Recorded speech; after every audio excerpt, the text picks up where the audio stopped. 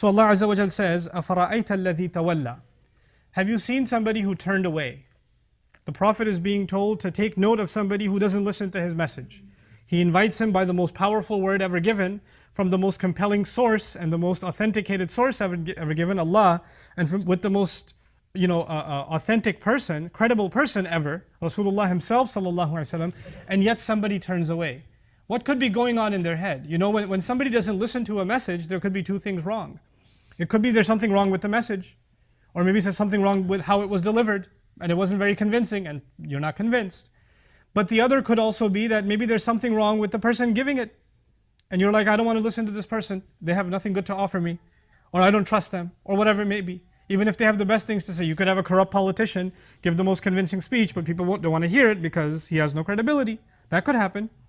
Rasulullah sallallahu alaihi wasallam has the highest credibility, and there's absolutely nothing wrong with the speech of Allah. This is the best of the best. So when he's giving the message of Islam to his audience, there's really no rational reason left for people to walk away. There's no excuse left for people to say, well, what does he know? Or I wasn't that moved by the message. As a matter of fact, when the Quraysh, the most aggressive enemies of Islam, the most aggressive opponents of Islam, are describing the Quran as sihrun yu'thar, magic whose impact is left behind. The fact that they called it magic already tells you that they don't think this is something casual. They recognize this is something supernatural. This is something incredible that cannot be dismissed by some logical argument. So even they, in their dismissal, have to call it magic.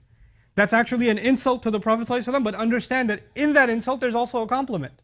They're recognizing the power of the Quran. By the way, when you call something magic, then you're saying there's something unseen, unexplained going on here that I can't quite put my finger on, but it's there. So in a sense, they've already taken a leap of faith. They've already believed in some level of the unseen when they say that. But regardless, Allah then highlights this is not, then why aren't they convinced? If they're willing to believe in the unseen and call it magic, why not just believe in Allah? I mean, if you're willing to believe in that and defy common sense and defy logic and believe in, take a leap of faith, why not take the right leap of faith? And so Allah then answers that question by saying, وَأَعْطَى قَلِيلًا وَأَكْدَى. This is highlighting one particular dimension of our personality that we have a hard time changing. He says about this person, he gives a little bit. What that means is he's charitable to an extent. وَأَكْدَى. Then he slows down and قَطَعَ مِنْ عَطِيَتِهِ. He stops giving. This needs some attention. Allah is describing that human beings, even the ones who don't want to listen to anything about Islam, who don't want to hear what the Prophet have to say, they're also charitable people. They also feel like if they were asked to support some worthy cause, they would give to. They're willing to give and support something good, but that goodness, first of all, they can't give too much, because if they give too much, then there are other things they want to do that they don't want to stop doing. Their money's allocated for some other things. Allah put a consciousness inside of us. That consciousness is inside of an atheist, it's inside of a Christian, a Jew, a Hindu, all of them have it. If they see a child suffering, or even an animal suffering, they'll give. They'll support. Allah put that humanity inside of us. That's something all human beings share. So they do give. Charitability is there. But when it comes to, one way to interpret these ayat is when it comes to other good things, they hold themselves back. So that dimension of our goodness, you figure, well, yeah, I do drink, I do this, I do the other. Like you make a list of all the bad things you do, but then you say, I do help out though. I do support some good causes. And you feel that because you're doing this, it should be able to compensate for all the other bad stuff that you're up to. وَأَكْدَى. And when it comes to other good things, he slows down. Others have interpreted this to mean I'm only going to give, but so much. So much that I don't feel bad anymore. Like, somebody pulled up at a red light and a homeless person stuck their hand out. And you could stick your hand in your wallet and pull out a 20. Or you could look in the cup holder for some quarters. You have a choice. So you go for the quarters. At least I gave something, right? And you kept the 20 with you. So he gave to an extent, but then held himself back. But I really wanted to highlight the latter interpretation. And that is, you give and you feel that now that you've given, you can slow down the other good things you're doing. This is good enough. I'm a good person. I give. That should be good enough. And then you appease yourself. You tell yourself a story in which you are, or I am, a good person. You highlight whatever little you do to yourself and say, you know what, I'm not that bad. I do this, this, and this. So what if I, mess up here and there a little bit? I minimize my mistakes, and I maximize in my mind the good that I do. right? And it makes me feel good about myself. وَأَعْطَى قَلِيلًا وَأَكْتَى. And so Allah Azza wa Jalla then asks this person who thinks this way, and I hope you and I don't become these people. We can. We don't even know, only you know what goes on in your head. Only I know what goes on in my head. Allah asks this person a personal question. أَعِنْدَهُ عِلْمُ الْغَيْبِ فَهُوَ يَرَى. Does he possess knowledge of the unseen that he can himself see? A really strange question. A person gives a little bit, feels good about themselves, withholds themselves from doing other good deeds, and Allah asks them the question, do you see the unseen? Have you seen it for yourself? Why would He ask him that question? What does that question have to do with his behavior? You see, when you decide that these good deeds are good enough for Allah, or that bad stuff is not that bad, you're speaking on behalf of Allah. You and I are speaking on behalf of how Allah is going to judge. Oh, Allah and I, we have a special relationship. He gets me. He'll understand. Really? He told you this, that He'll understand? You got some special communication from Him, from the unseen, that you can see for yourself what your deeds are worth and what your bad deeds aren't that bad? Like, you know this for a fact? Or did you tell yourself that story? Allah is actually asking a very bold question because you and I become very bold. We start assuming we can speak on behalf of how Allah will judge us, how Allah will pass judgment on us. You know, there are two extremes, and I want you to be aware of both of these extremes. They're both very lethal. Islam is about, the Quran especially, is about balance. It's right in the middle. One extreme is someone says, man, you know what, I'm going to hell. I know, nothing I do is good enough. My salah, I look around all the time and like, I don't even know if that was wudu or what. I often don't remember if it's the second rak'ah or the fourth rak'ah. My head is everywhere else. I don't even know what prayer I just did. And sometimes I don't even pray. I just sleep right through it. So I'm pretty much, I know I'm going to hell. I'm a bad person. What can I do? I wish I was better, but I'm not. You become hopeless and you assume that Allah will throw you into hell. This, if you are like this, then you've also made a judgment on behalf of Allah. You decide who goes to hell or Allah does? You decided to seal your own fate? You pass judgment on yourself? Why is Allah the judge then? Where did you get the guarantee where you're going? Where did you get the guarantee that your prayers didn't count or they're not good enough? Or you're not the one who grades them. You're not the one who evaluates them. Often people tell you these things. Your prayer's worthless. You know, you're not good enough. You're this or that or the other. And you assume people's judgment of you is the same as Allah's judgment of you. It's not. They're worlds apart. That's one extreme. You become hopeless. And on the other extreme, what is being described here is you become delusionally hopeful. The little that you and I do, we assume, should be way more than enough. I'm covered. I don't have to make any other changes. I'm in my comfort zone. So أَعِنْدَهُ عِلْمُ الْغَيْبِ فَهُوَ يَرَى. And so then Allah says, how will you find balance? How are you going to not fall into one extreme where you become hopeless, and then on the other extreme where you become falsely hopeful? How do you stay in between? Because, you know, at the end of the day, we have to be afraid of Allah.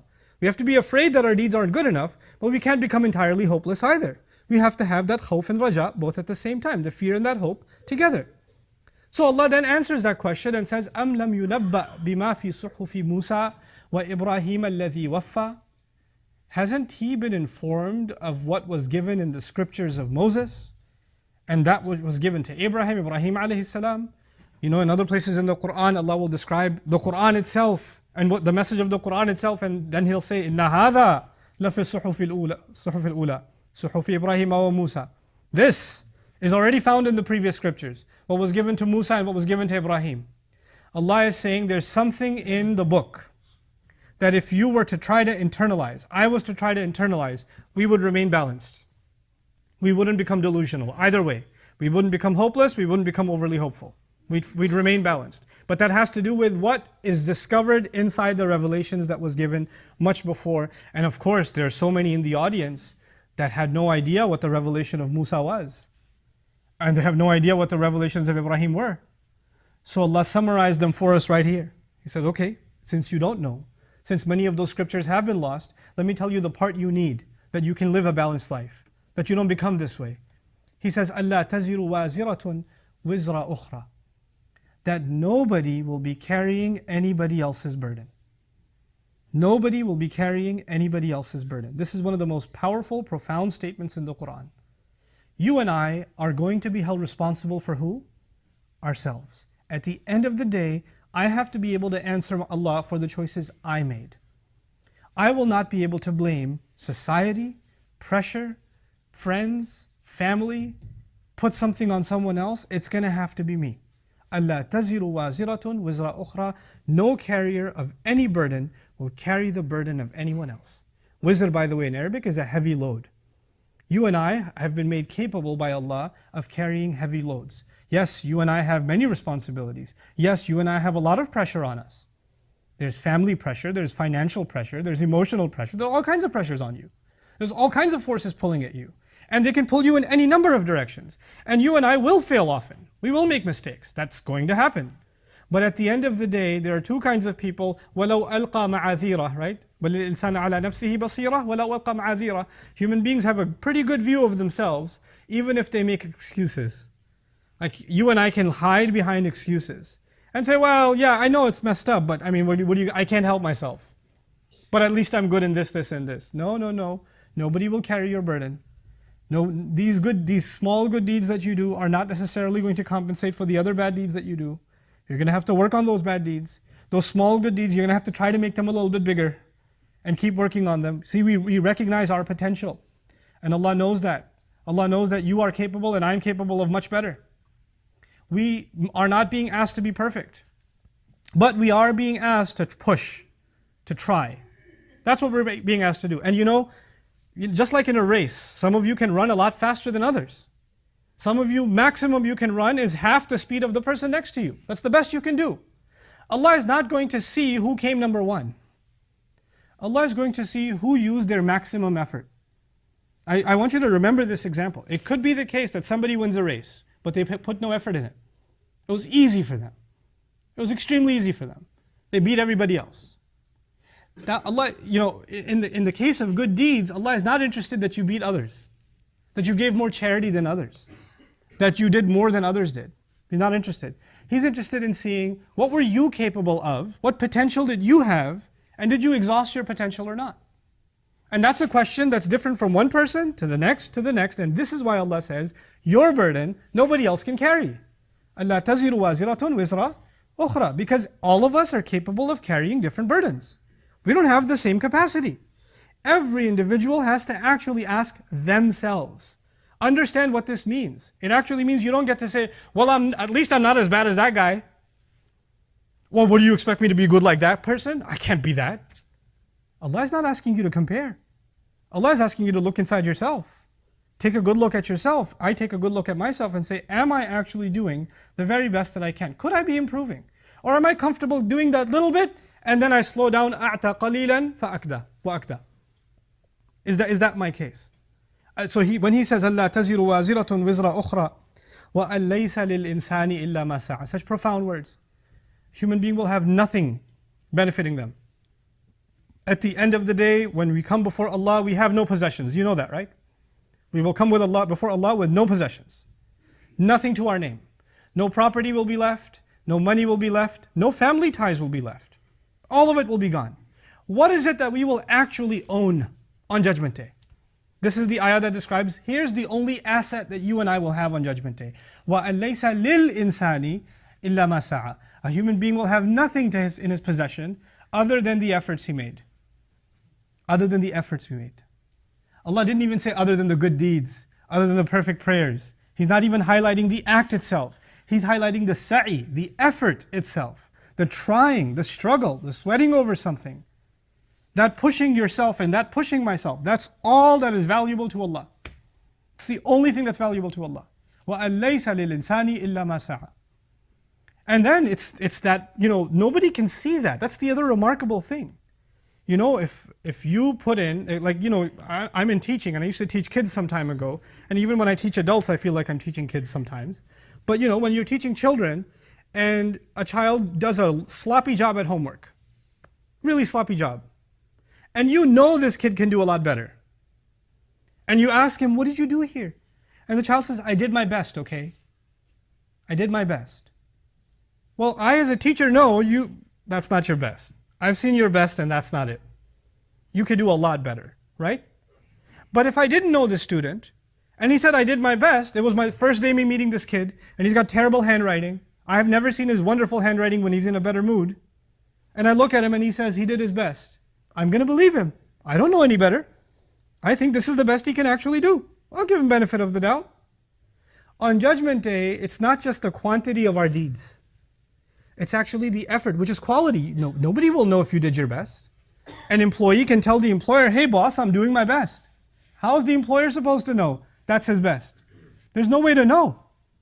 Only you can know if you're doing your best or not, right? But on Judgment Day, that invisible thing, whether or not you did your best, becomes visible. وَأَنَّ سَعْيَهُ سَوْفَ يُرَى. And that his effort soon, it itself will become visible. The effort will become visible. You see, right now our actions are visible. Our effort is not visible. Somebody donated $1 million, somebody donated $100,000. Seems like a big amount, but maybe they make 100 million, it's not an effort for them. Somebody donated 50 cents, but the only thing they had in their pocket was 75 cents. That's all they had. That's a huge effort for them. But we won't know that. Allah knows that. And on Judgment Day, it is the quality of our deeds that will become visible. Allah is therefore highlighting, what is our deen asking from us? It's asking a really serious, conscious question to ourselves. What level of effort am I willing to make? What kind of uncomfortable position am I willing to put myself in? You know, Allah is not asking a lot of us. But even the minimum that He asks of us sometimes becomes a lot for people. I want to leave you, there's a lot of ayat to cover, but since our time is getting over, I just want to leave you with one ayat. This passage began with a criticism of someone who gives a little bit, and he assumes that that little bit should be good enough, no more effort necessary. That's where we began this conversation. Allah at the end clarifies, by the end of this conversation, He clarifies, in fact, what Allah does for you. And He said some profound words. This is such a brief ayah. وَأَنَّهُ هُوَ أَغْنَى وَأَقْنَى. Allah is the one who makes you wealthy. Allah is the one who gives you independence. Allah is the one who takes care of your problems. Al-Ighna in Arabic is to make you independent. You had a dependency on somebody, you had a financial problem, you had a material problem, and Allah is the one who actually removed that problem from you. It's not your efforts. So when you're giving a little from what Allah gave you. It's not from your account, it's from the account Allah filled. That job you got wasn't because of your resume, because of my resume, it's because Allah allowed for that job to happen, that opportunity to happen. So first Allah says, Allah is the one who makes you wealthy to begin with, and you're being cheap with Allah. But even the more profound word after that was wa'aqna. Iqna in Arabic is to make somebody satisfied. It's such an amazing thing to say. Allah is actually saying just because somebody is wealthy, somebody has a lot, doesn't mean that they're satisfied. It's not the same thing. Somebody could have more wealth than you've ever imagined, and they're not satisfied. They're not happy with it. They're not at peace. Allah says just like He's the one who gives wealth, He's actually the one who also puts tranquility and satisfaction in your heart that you're happy with what you have. You're content. Al-Iqna. Those two things are separate. You know, sometimes somebody could have nothing, but they have qanat. They're satisfied. They're content. And when they're content, their greed is let go. They're not, you know, when Allah, and by the way, I'm reducing this to a conversation about money. The last thing I want to share with you is not just about money. It's about our behavior too.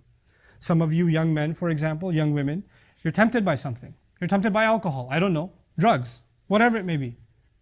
Some party you want to go, something you want to do. And you and I will be pulled, and you're going to think, if I miss out on this opportunity, YOLO, you only live once. How am I going to find contentment if I don't live a little? When am I going to get this chance again? How am I going to, you want me to just keep missing out? Because all Islam seems to be saying is, don't have fun, and don't live your life, and don't be happy. I want to be happy. How come Allah doesn't want me to be happy? How come He just wants me to just miss out all the time? Because I just want to be content. I just want to fulfill what I want. And Allah says, by the way, He's going to give you the wealth. Even if inappropriate and haram means of making money are coming your way, thrown your way. You can make easy money in the haram way. And you say to yourself, no, Allah is going to give me wealth. And because you don't have that money now, you can't do the things you wanted to do. And Allah says, no, Allah, I'll make you happy. I'll make you content. Which is no surprise that in the same passage He says, وَهُوَ الَّذِي أَضْحَكَ وَأَبْكَى. He's the one who makes you laugh. He's the one who makes you cry. Our joy and our sadness is not even our own. That is also granted by Allah.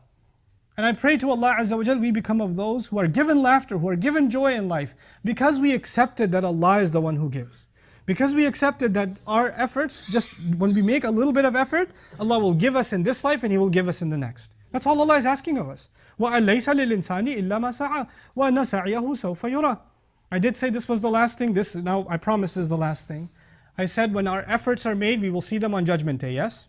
But Allah did not say in the ayah, وَأَنَّ سَعْيَهُ سَوْفَ يُرَى فِي الْآخِرَةِ. Allah didn't say that. Allah didn't say his effort will be seen, her effort will be seen in the next life. In fact, Allah is saying if you and I can become people of effort to improve, then actually very soon we'll start seeing things turn around in our lives even now. Not only in the afterlife, even now. All He wants to see is effort, and effort isn't easy. But after that effort, after that difficulty, yusran. Inna ma'al usri yusran. Then that ease is coming. May Allah Azza wa Jal bring ease into our lives that have any difficulty. May Allah Azza wa Jal make us truly, genuinely people of effort, that we are able to bring those sincere efforts before Allah on Judgment Day, and they are of value. Barakallahu li wa lakum fil Qur'an al-Hakim, wa nafa'ani wa iyyakum bil ayati wa dhikr al-Hakim.